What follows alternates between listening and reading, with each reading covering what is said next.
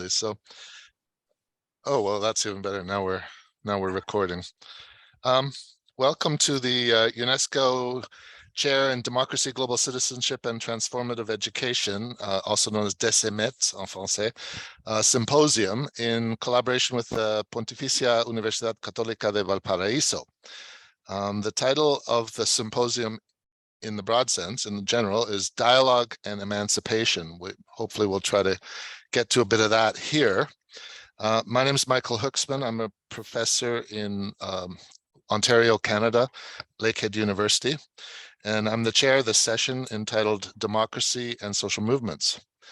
This 4-day symposium is open access without a cost, taking place via Zoom and Facebook, and has some 40 one-hour sessions in English, French, and Spanish, many of which are interpreted in one or both of the other languages. If you'd like more information, please refer to the symposium website, and we certainly invite you to attend other sessions. We hope to cultivate through this process and engage in critical dialogue, reflection, and discussion, both in the session and in the symposium in general. This panel is made up of only 2 panelists, so we will have a better chance to sort of really take in what's being said, who will present in dialogue with one another for 30-40 minutes, and but we'll interrupt them after they've both had a first opportunity to speak, and then we'll have time for questions and comments. Please also note that you can send your comments at any time through the chat function, both here on Zoom and then also on Facebook. And as a reminder, please turn off your microphones. And the last thing is that each of these days of the symposium is concluded with what we call the happy hour, and the happy hour is a time when people can come and converge. It's our equivalent of the pub at the end of the street after the conference. So please feel free. I know Ravi will probably be sleeping because I think it's about 5 hours from now. No, 6 hours from now. Ravi is joining us from continental India, but it is a place where people that were involved in various sessions during the day will converge. So it's an opportunity to have more dialogue, and it's an attempt to try to do something more with what we've got going here.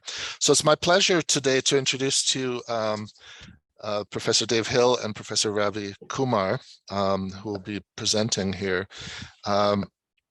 Dave will be speaking first. He's the editor of the journal and founding editor also of the Journal for Critical Education Policy. He's an emeritus research professor.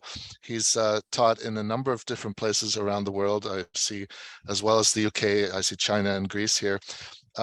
Interestingly, and I think very importantly, given the setting of this conference in Valparaíso, Chile, is that Dave received an honorary doctorate from the Centro de Estudios Latinoamericanos de Educación Inclusiva in Santiago de Chile last year. And Dave, as well as being an academic, has spent a life of activism and has run for office in a number of different moments. He also proudly comes from a working class background and some significant experience in construction, which previous to constructing theory, he was constructing buildings and houses. So, and there's more to the story, but I think we'll let Dave get to the juicy bits. I will introduce Ravi after Dave has spoken. So Dave, the floor is yours. Well, yeah, I was involved in the construction industry, in the building industry with my brothers and my father. But now I'm into deconstruction, deconstructing capitalism and reconstructing a replacement, the socialist replacement for capitalism. So that's the deconstruction, reconstruction. In my 10, 12 minutes, I want to give a panoptic view about neoliberalism, resistance, and solidarity. And I'm going to ask 3 questions. Bill Templer will have heard these before. 3 questions. Where are we now? Where do we want to get to? How do we get there? So they're the 3 questions, the frame for this 10-minute contribution. This is, as I say, panoptic, but we can deconstruct and question in the discussion. Where are we now? What's happening? Well, what I'm going to say is very obvious, I think, perhaps to every single person taking part in this, and certainly to leftists globally. We see the global rule of capital intensifying. We see economic, financial, raced, gendered, working class immiseration and impoverishment. And to use a technical phrase, we see the intensification of the extraction of surplus value from the labour power of workers. In other words, working families are having to work harder and harder and harder to get less and less reward compared to 20, 30, 40 years ago, before neoliberalism. By the way, my criticism of neoliberalism is not just of neoliberalism. Neoliberalism is simply one version of capitalism, one of the most extreme versions of capitalism. Where are we now? So there's the global rule of capital. The second, where are we now, is there is, in response to this intensification of exploitation, to this intensification of pauperization, there is increased resistance. And we see it in France, we see it in Britain, we see it in Sri Lanka, we see it around the world.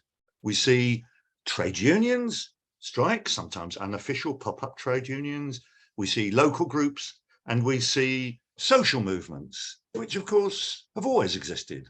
But recently, in the last, since the World Economic Forums, perhaps since the last 20 odd years, 22, 23 years, we've seen massive growth of social movements like Black Lives Matter, Me Too, and Extinction Rebellion. I've been going on marches in my city for 60 years, since I was a teenager. And the marches recently, other than the Iraq march of 2003, they've been the ones recently have been the biggest in the history of this city. The Extinction Rebellion, the Black Lives Matter. Right, a bit more. The third point is about the increased political and social and ideological authoritarianism. I mean, capitalism is never cuddly. It is never a warm embrace. But at least people didn't use, very few people in the rich countries of the world had to use food banks. Few people died of hypothermia. Few people died of simply not being able to afford to live. But what we have seen with extreme neoliberalism, and here we can mention the horrific philosophy of Ayn Rand, and also of people like Hayek, who are quite happy to consign people to, if they can't look after themselves, then they can perish. To me, that is economic Nazism, and it has taken hold, including with the new, today, it was his first speech as a prime minister, the new prime minister of Britain, Rishi Sunak, touted as a centrist. Absolutely not. Today's centre would have been very different 30 years ago. Politics has moved so far to the right. We see it with Erdogan, with Modi, Bolsonaro. We see it with those leaders and their supporters. And what do? They try to restrict the right to strike, try to restrict the right to protest. But of course, if there are 10 of us, they can do that. If there's 100 of us, they can stop us marching. If there's 1 million of us, and this is where solidarity comes in and resistance, if there's 1 million of us, then we can win. And sometimes we do. This session is partly about pedagogy.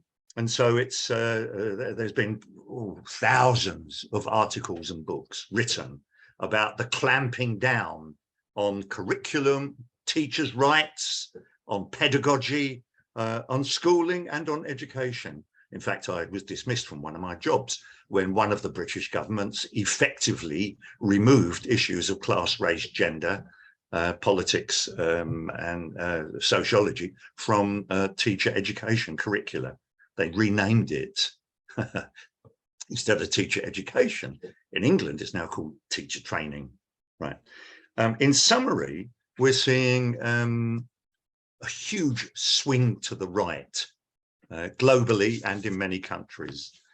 And the very real danger of actual fascism. And of course, everybody in this Zoom will be killed by the Nazis and by the fascists if they come to power. Yes, they hate ethnic minorities or various ethnic minorities, but it's the working class and the representatives of the working class who they go for, who they kill historically. Second question, very quick, this question, my points. Where do we want to get to? Where do we want to end up?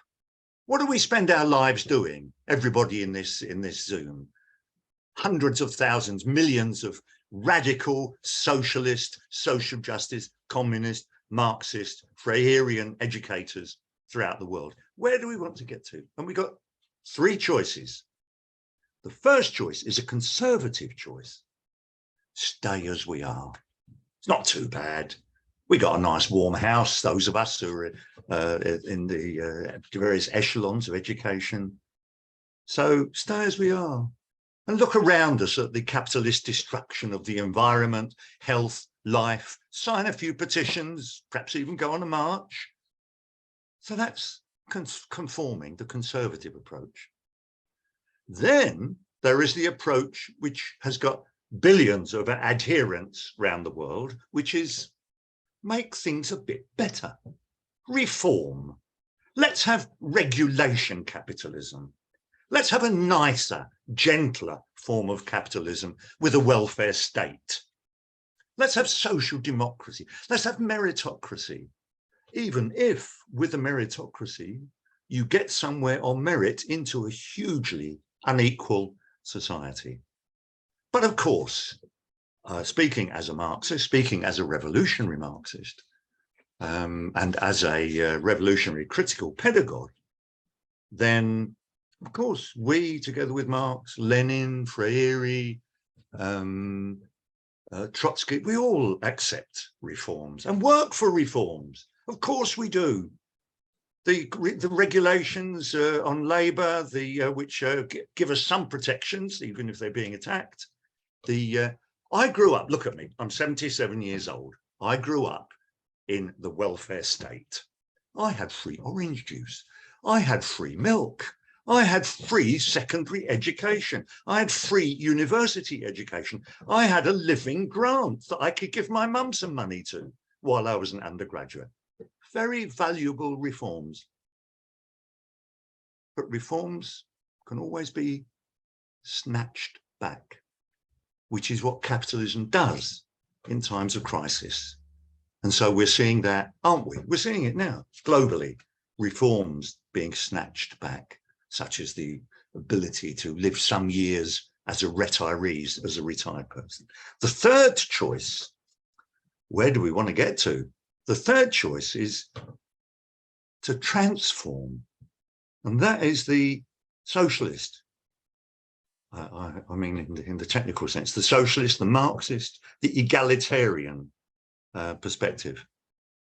We learn from the historic mistakes of regimes and groups which have called themselves Marxist, but we also look at their triumphs.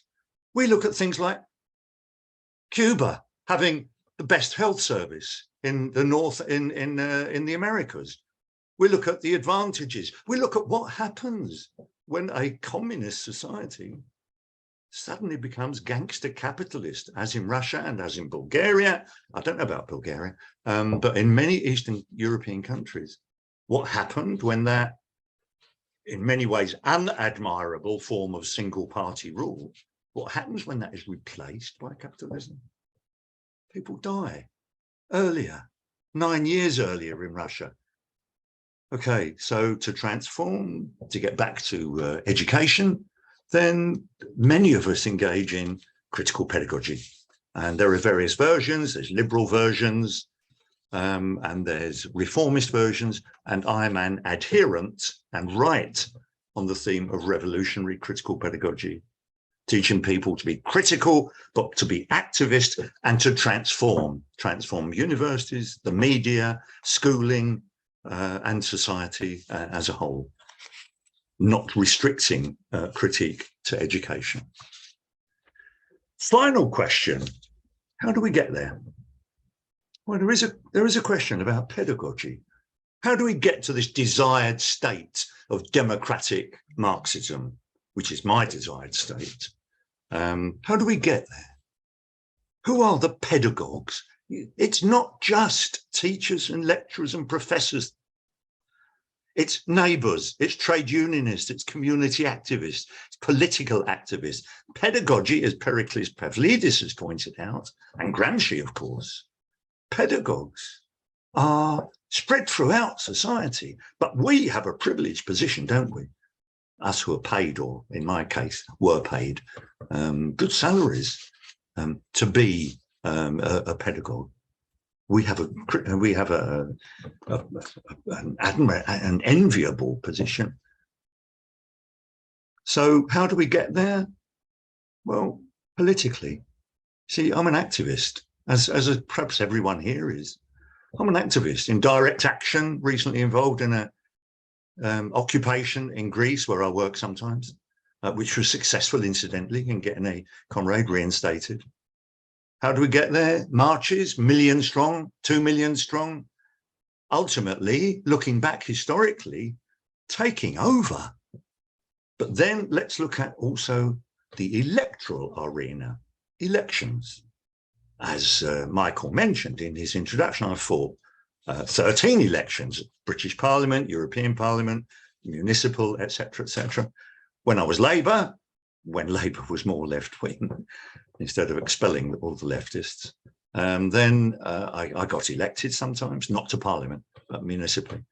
And when I fought for Marxist coalitions, then I didn't. But it's important. The electoral arena is important. You can act as a tribune. You get publicity for your beliefs. So that's valuable. But by itself, there's nothing. Now, and there's a debate here, and I haven't got time to go into it. Do we stay in tiny Marxist sects, which have 10 or 10,000 members? Or do we go in broader parties of the left, which, funnily enough, when they get into power, always end up carrying out cuts? Or do we take part in Marxist united fronts, which is my perspective, with each group, such as my group, keeping its integrity? How do we get there? Social movements. Again, I'm probably running short of time, aren't I, Michael? How long have I got? About 2 minutes? Well, -1, but no, we have time today. So yeah, take the 2. Okay, I'll take the 2 minutes. I'll take 3. Okay, so there's the third point of this. How do we get there? It's through the social movements, but it ain't easy. I've been going on meetings and marches and Zooms and meetings in pubs to discuss with people involved in Black Lives Matter, people involved in Extinction Rebellion, people involved in the Don't Pay UK campaign, which is pretty much run by anarchists, but I am involved in it. I'm a non-sectarian. I think we have to work together. There's all sorts of, there's top-down trade union demonstrations. There's one on November the 5th in London. There'll be, who knows, 100,000, 500,000 people there, called by one of the umbrella organisations. So what do we do? I'll end up on this. We do what we can. We do what we can. We've all got other considerations. We've all got family. There's tragedies in life that you have to take a break from activism from. But we do what we do. We have to display courage and solidarity as well as analysis. In my case, it's anger. Anger. I saw what the ruling class, the capitalist class, does to my family. And mum was a factory worker, dad was a cabinet maker, and actually a bare-knuckle fist fighter. I see what the capitalist class does to my class, my family, and it's wrong. and we've got to replace it. So we need the anger, and we need the courage. Yeah, many of us have lost jobs because of our union and political activism. We need solidarity and of a non-sectarian type. I and the 2-3 parties I belong to in Greece and England don't have all the answers. We've got to listen, but we also are in a position to offer, not to force, but to offer some leadership. And I'll end up with 2 words. I'll end up with 2 other words, apart from anger, analysis. And those 2 words, this might surprise you. Kindness. Kindness. I mean, Freire talked about love, but kindness to people we disagree with. Determination, of course, to oppose those whose ideas and policies and actions we disagree with. So there's kindness, and the final word I'll end up with is activism. We have to be activists. It's not enough doing Zooms, doing lectures, doing speeches. They're very important, but we have to get involved in movements, in trade unions, in political direct action and other forms of political action. Thank you. Brilliant, Dave. Thank you so much. And interestingly, that when you're wrapping up on the concept of anger, that was also a generative element of Gina's plenary this morning. So distinguishing anger from rage and talking about its productive qualities. We'll let the audience determine which way we go in the discussion, though. There's things I would raise, but it's my pleasure now to introduce Ravi Kumar. Ravi teaches sociology at the South Asian University in New Delhi. He's taught at other universities, and it seems that he's spent some time crossing paths with Dave at the Anglais Ruskin University in the UK, among other places. His areas of specialization include politics of knowledge, production, social movements, social theory in general, and Marxism in particular. And I was going to start writing down the name of some of the books that Ravi's been writing. Like in the last 10 years or 10 and a half years, it looks like there's 9 titles here. So I started to write them down on my arm, and I ran out of space around the time of my elbow. So I'll just read you a few of the more recent ones. To 22, The New Republic, Populism, Power, and the Trajectories of Indian Democracy. In 2020, Organizing Against Capitalism, Remembering Rosa Luxemburg. In 2019, Against the Nation, Thinking Like South Asian. Did I get that right? Yes, I think I did. And 2018, Sociology and Social Anthropology in South Asia, Histories and Practices. And it goes on. It's a very impressive resume. And I think we'll get some form of a reflection of that just by letting Ravi have the floor. So it's your turn, Ravi. Thank you, Michael, and thank you, the organizers. And hopefully, see, generally my habit is I try to finish even if it's abrupt within the given time, because maybe during question or discussions, we will have more opportunity for engagement. So a lot of things might be similar, and more specifically when I'm talking about how Marxism is important. I am coming from a context which exemplifies diversity in a way that is not found commonly. South Asian societies have experienced issues pertaining to caste, class, ethnicity, religion, tribe, etc. in different forms. I'm not even mentioning languages. It's commonly we say that in a country like India, every few kilometers language changes. So that is the kind of, and we have had movements historically in post-independent India, which were around language. So I'm not even talking of language and many other issues. I'm looking at broad categories of caste. I'm looking at broad categories such as tribes, religion, ethnicity, and so on. These societies, which is the South Asian societies, despite this diversity, have been unified, and they have been unified by one thing, which is capitalism.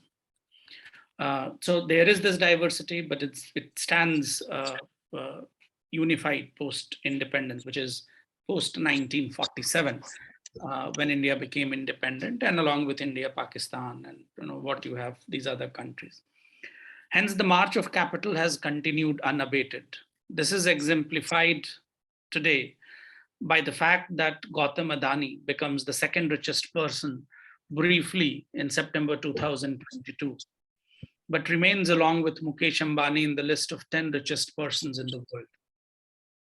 This is also evident from the fact that, as per the Oxfam reports, the top 10% of the Indian population holds 77% of the total national wealth.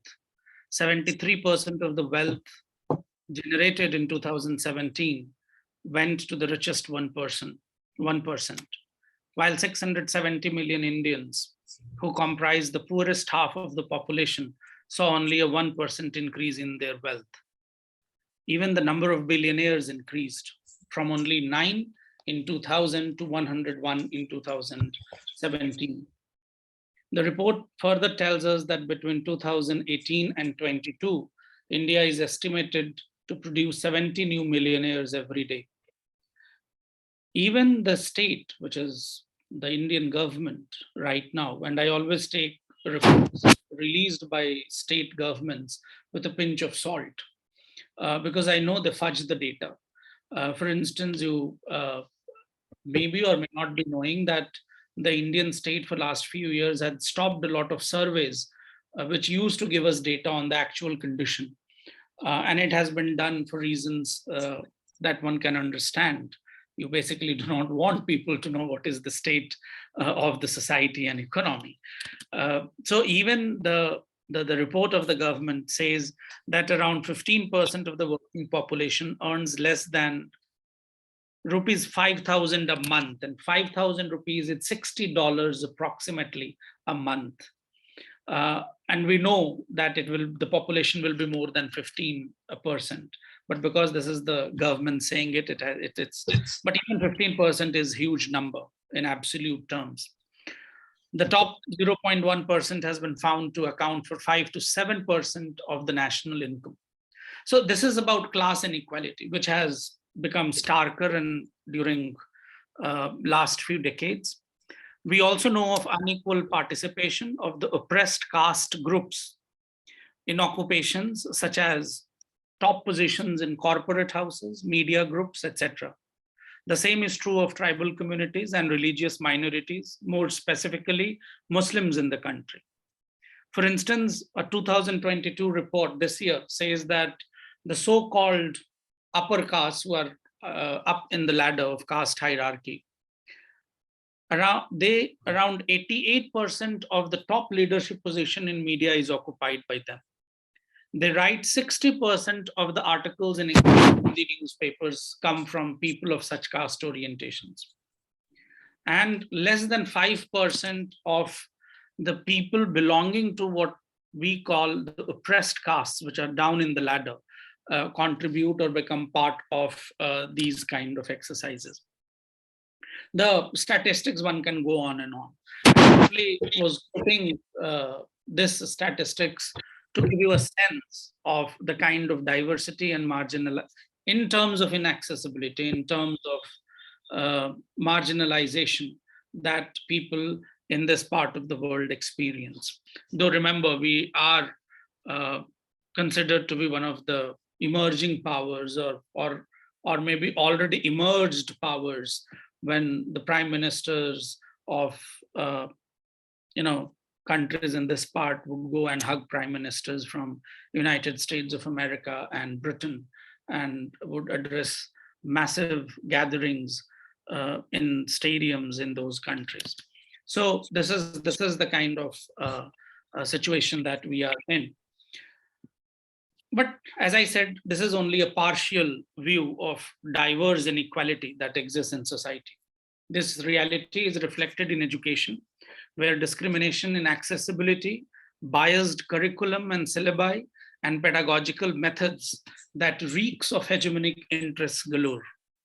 Within this situation, how one addresses questions of democracy is a huge challenge.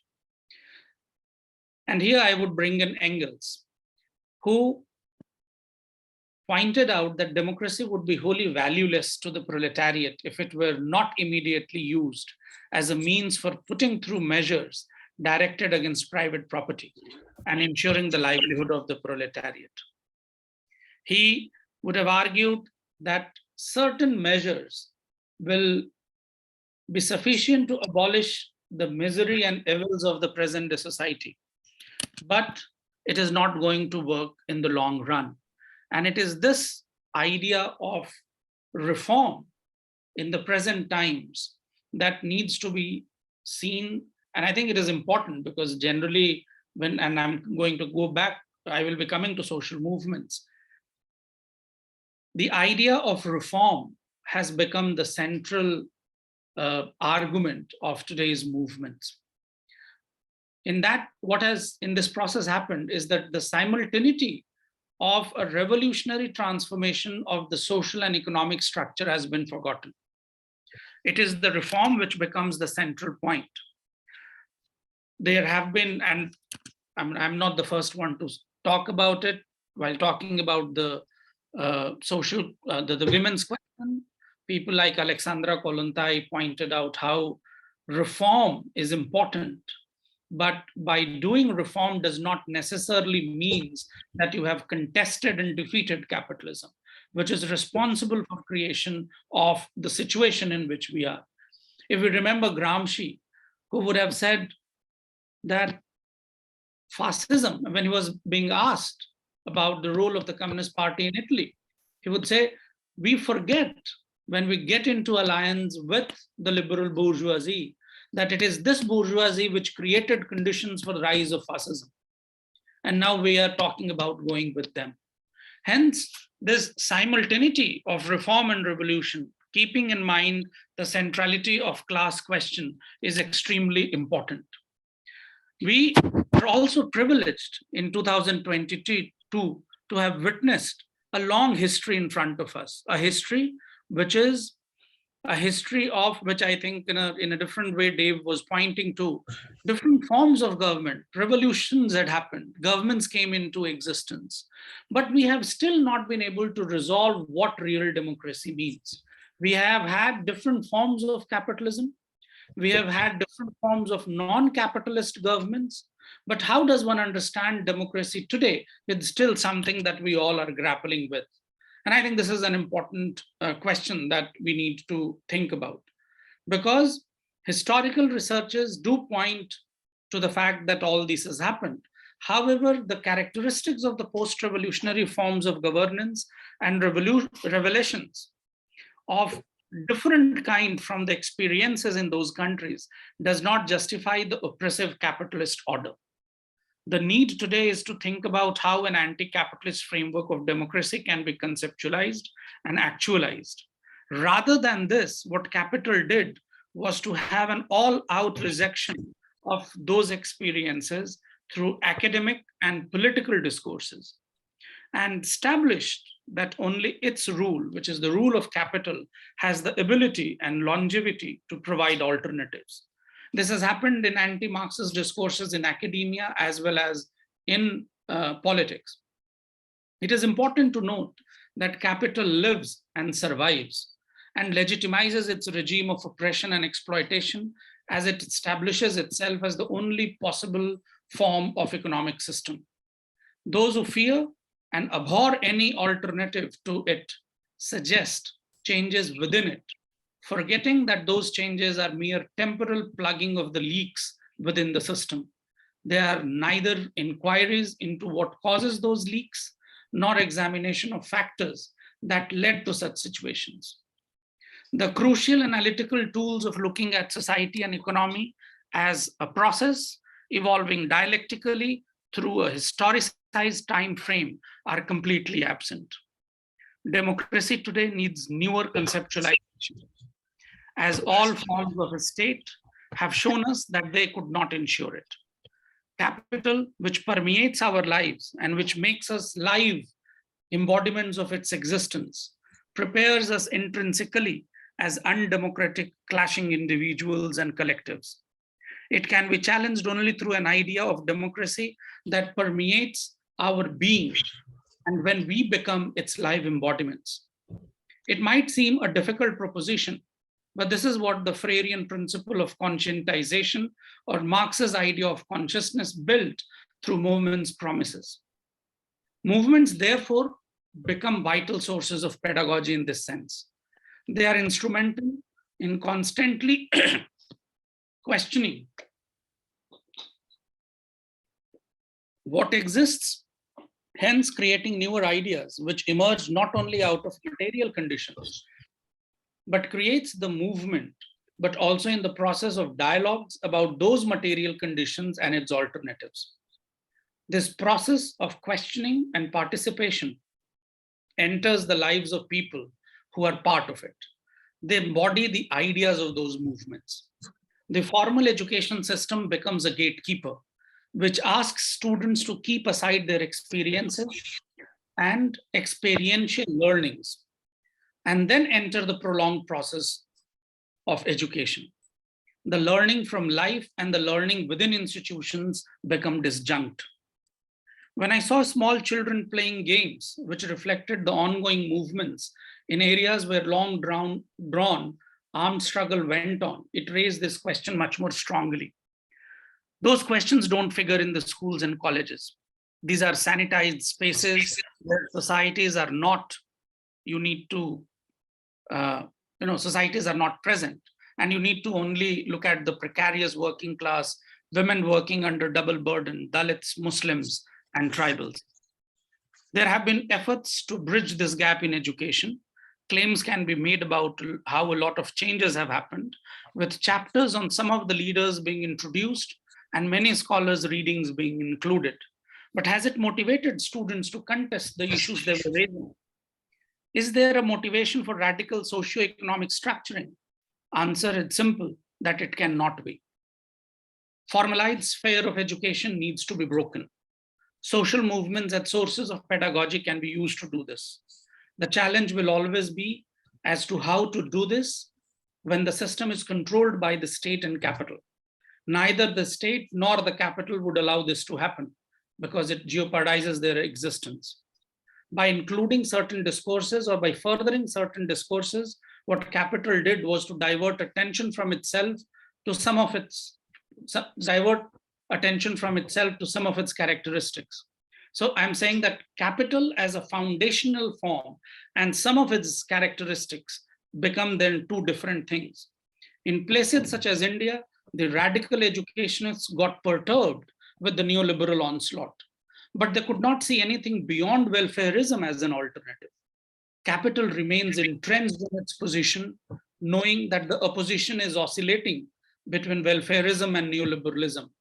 Under either conditions, the challenge is not to its existence, but to its traits.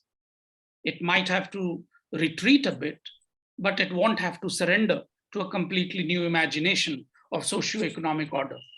There remains only one way in this situation to bring in social movements as sources of pedagogy: a guerrilla warfare within classroom, within capitalism, or through a complete restructuring of the system post-capitalism. Thank you. Thank you, Ravi. Actually, when we were organizing this session, I said I might take 2 minutes as a form of discussant intervention. So having had these amazing perspectives here, I just want to add something. I mean, I was very taken with conform, reform, transform, and I'm wondering about deform, and I'm wondering about how right now the conspiracy theories, I mean, they're leading into, our life imitating art. Like this is actually having real life implications. And for example, this desire to reform is something that Klaus Schwab talks about at the World Economic Forum with his book, The Great Reset. And the Great Reset, is to move us from shareholder to stakeholder capitalism, which is obviously reformist, kinder and gentler.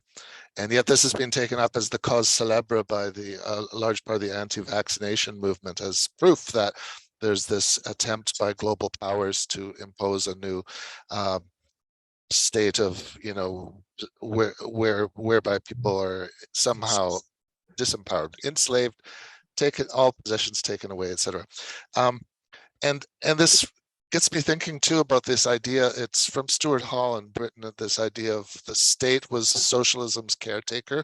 It's a chapter he wrote, and this idea that the left is constantly having to defend the state, and the state is not an empowering sight for most people's lives. I mean, the orange juice and milk that Dave has got is not exactly the experience that working people are experiencing of the state. And so we're in a place of total folly. And I think that famous philosopher's saying of history repeats itself versus tragedy second as farce is coming into shining a new light on things.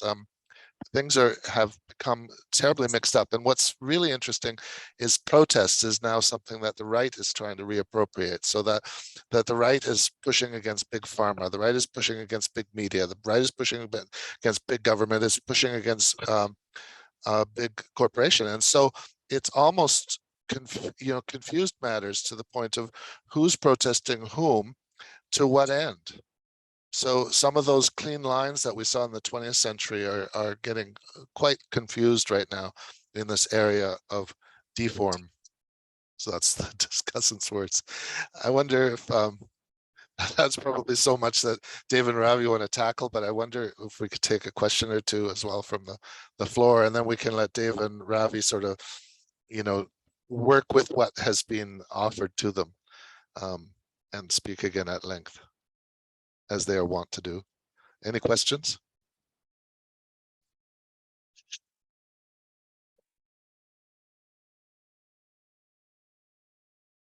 I'll just make a comment. One thing that came up, well, Dave mentioned it, but Ravi really nailed it when you said, to see democracy as us as live beings.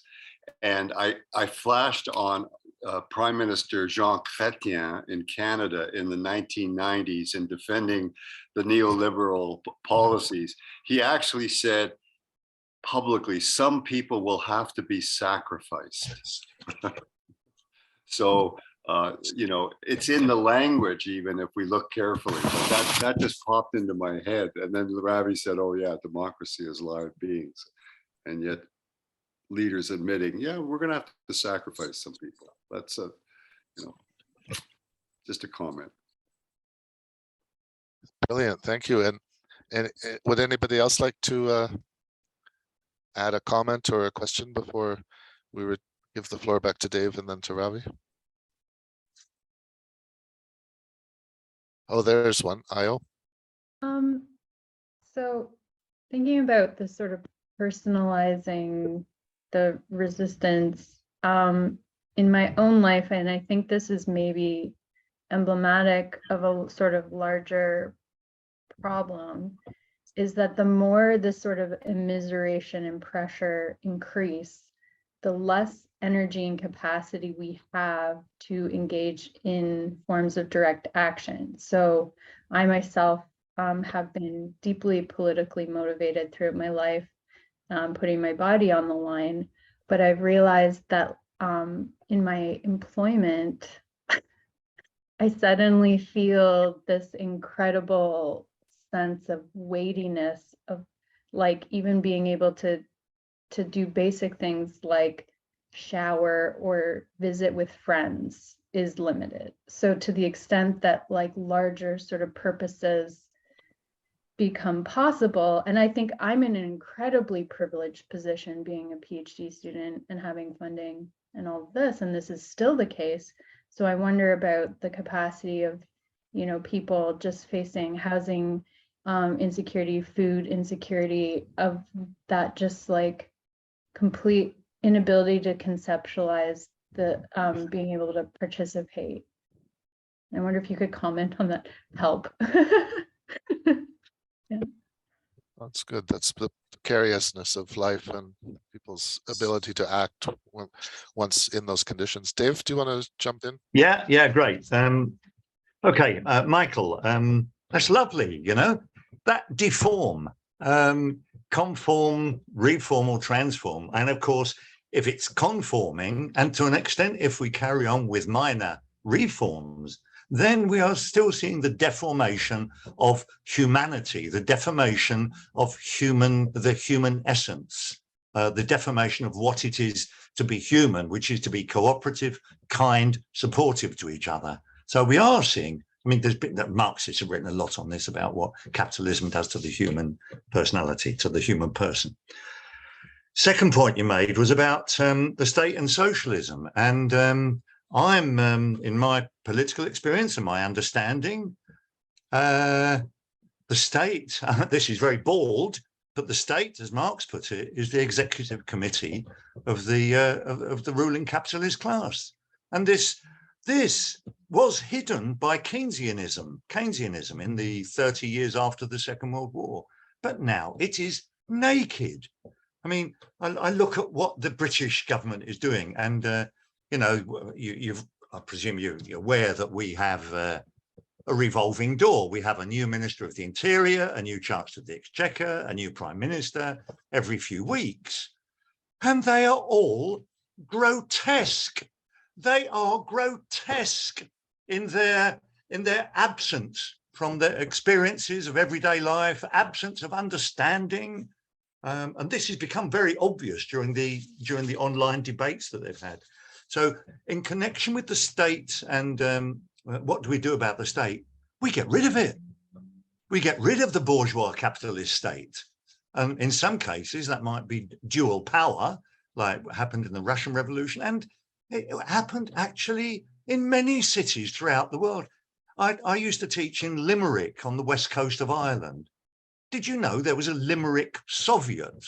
The workers took over the city of Limerick and its production and its distribution of food after the Russian Revolution. It was put down after 9 days by the British Army, but that's a form of well, that wasn't dual power. So we can have dual power where the state is bypassed, or we can have simply a takeover of the power. I want to make 3 more points. Right wing, yes, it is new, isn't it? Actually, it's not new, is it? This right wing authoritarianism, right wing populism. I mean, look at Mussolini, look at Hitler. Okay, they never got majority votes other than through a rigged election, but they appealed to the dispossessed, the poor, the alienated.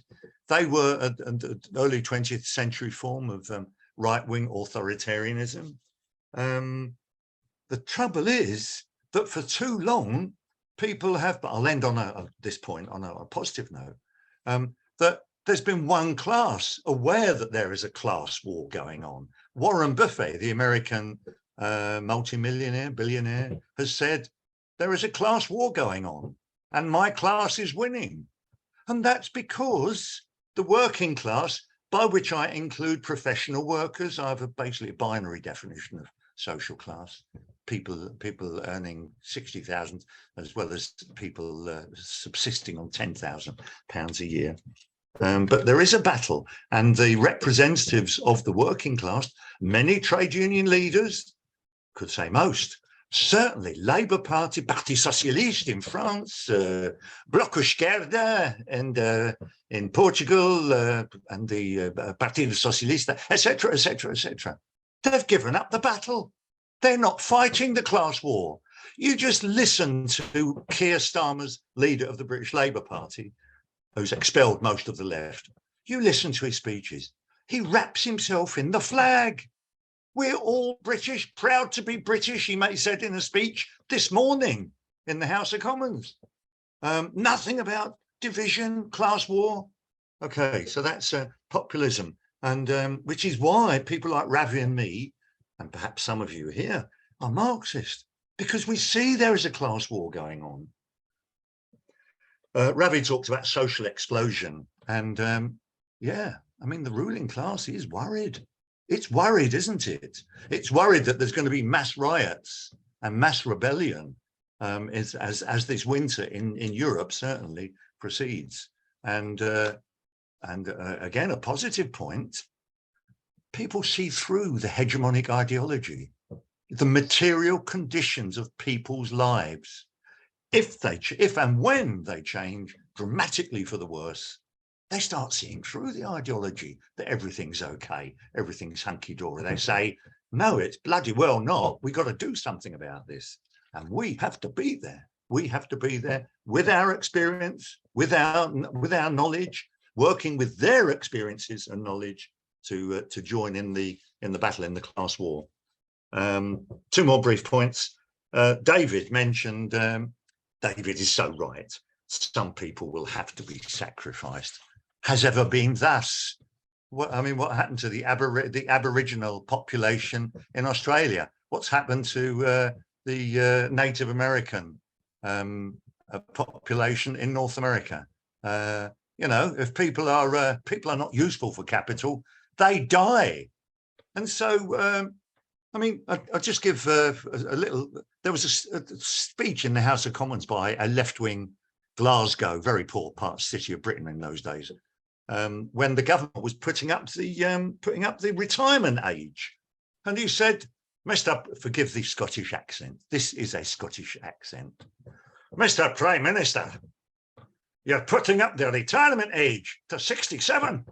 For most of my constituents, that'll be too late. They'll be dead."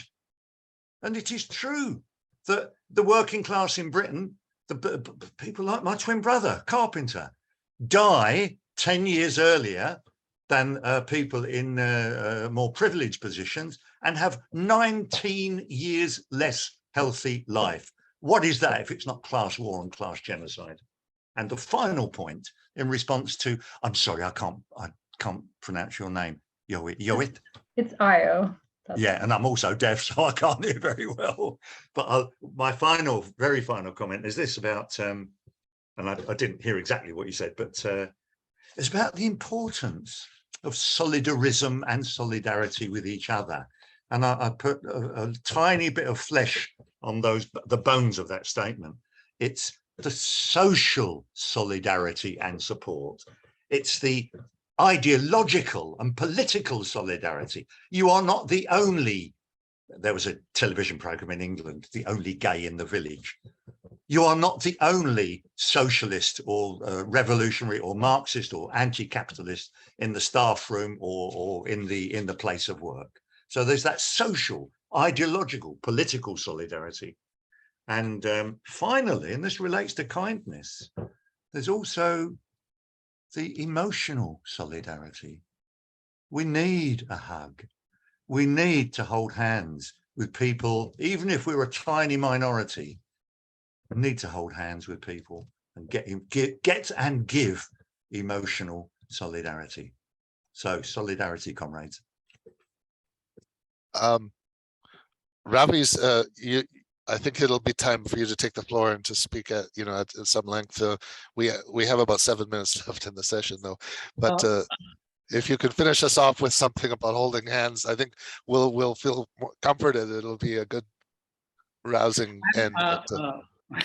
I don't know if I will be able to respond to everything that was raised, but whatever I understood, I will begin from. I think we and maybe.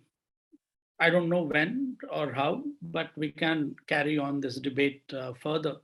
I think one really needs to look at relationship of state and ideology.